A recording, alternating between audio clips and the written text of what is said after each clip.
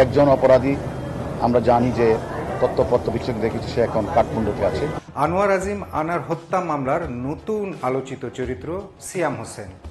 তিনি ভোলার বোরহানুদ্দিন এলাকার একজন মানুষ।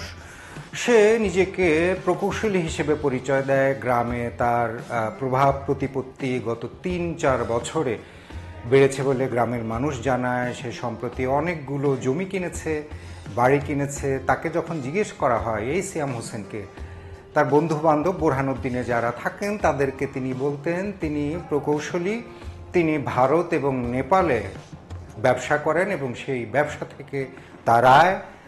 সম্প্রতি আনোয়ার আজিম আনার হত্যাকাণ্ডের আরেকটি নতুন চরিত্র হিসেবে সিয়াম হোসেনের নাম গোয়েন্দা পুলিশের পক্ষ থেকে নতুন করে আলোচিত হচ্ছে।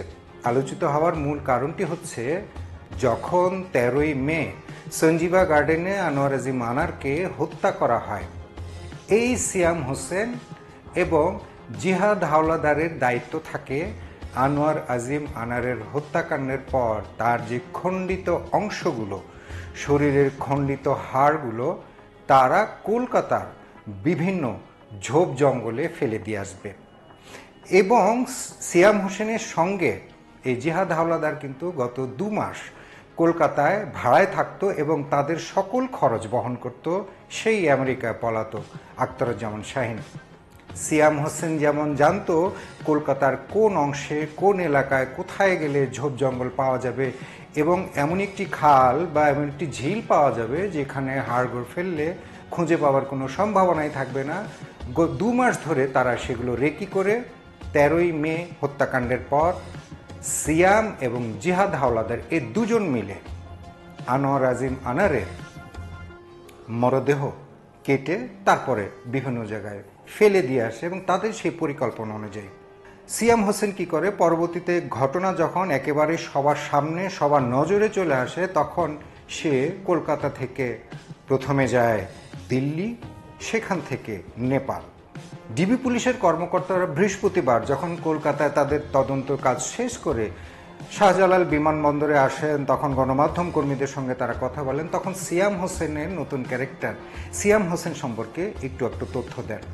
সেটি বলা হচ্ছে, সিয়াম হোসেনকে গ্রেপ্তারের জন্য এর মধ্যে কিন্তু ইন্সপেক্টর জেনারেল অফ পুলিশ অর্থাৎ বাংলাদেশের পুলিশ প্রধান ইন্টারপোলের সঙ্গে যোগাযোগ করেছে, বাংলাদেশ পুলিশ সদর দপ্তর যোগাযোগ করেছে কলকাতা এবং যোগাযোগ করেছে নেপাল সরকারের সঙ্গে।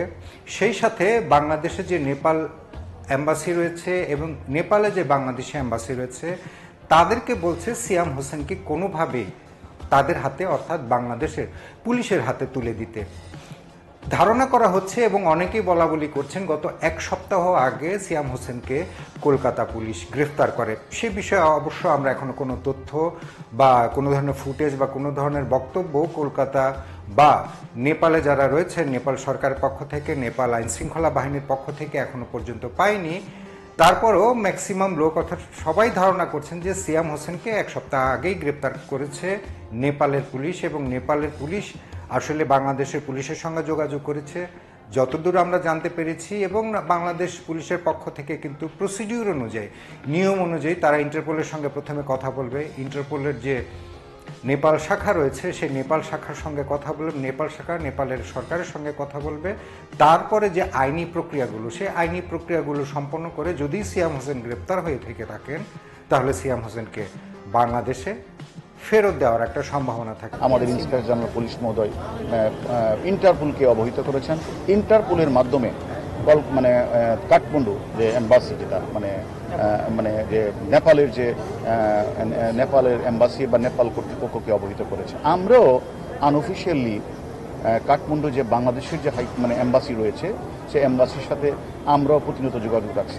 আমরা গত 22 মে থেকে শুরু করে এখনো পর্যন্ত সিয়াম হোসেনের কিন্তু তেমন তথ্যপাত্র তেমন একটা পাইনি। কিন্তু কলকাতায় যখন আমাদের হারুনুর রশিদ ডিবি প্রধানের নেতৃত্বে একটি তদন্ত দল যায় এবং জিহাদ হাওলাদারের সঙ্গে যখন হারুনুর রশিদ কথা বলেন তখন জিহাদ হাওলাদারই এই সিয়াম হোসেনের বিষয়ে ডিবি প্রধানকে জানান যে তিনি একা মরদেহের খণ্ডিত অংশগুলো নানান ঝিলে বা বিলে ফেলেননি, তার সঙ্গে এই সিয়াম হোসেনও ছিল। এবং সেই কারণে গোয়েন্দা প্রধান হারুনুর রশিদ গণমাধ্যমকে জানান তারাও অর্থাৎ ডিবি পুলিশের পক্ষ থেকেও নেপালে যে বাংলাদেশে অ্যাম্বাসি রয়েছে সেই নেপালে বাংলাদেশে অ্যাম্বাসির সঙ্গে তারা কথা বলছেন এবং বাংলাদেশে অ্যাম্বাসেডারের পক্ষ থেকে অ্যাম্বাসি অফিসের পক্ষ থেকে নেপাল সরকারের সঙ্গে যোগাযোগ করা হচ্ছে। অ্যাটলিস্ট আখতারুজ্জামান শাহিনকেও যদি আমাদের আনতে অর্থাৎ আইন শৃঙ্খলা রক্ষাকারী বাহিনীর বাংলাদেশে আনতে কষ্ট হয়ে থাকে, অন্তত সিয়াম হোসেনকে আনবার ক্ষেত্রে অতটা বেগ পেতে হবে না বলে মনে করছেন এই তদন্ত সংশ্লিষ্টরা, অর্থাৎ আমাদের ঢাকা মহানগর গোয়েন্দা পুলিশ এবং কলকাতায় সিআইডি যারা এই তদন্তের দায়িত্বে আছেন তারা।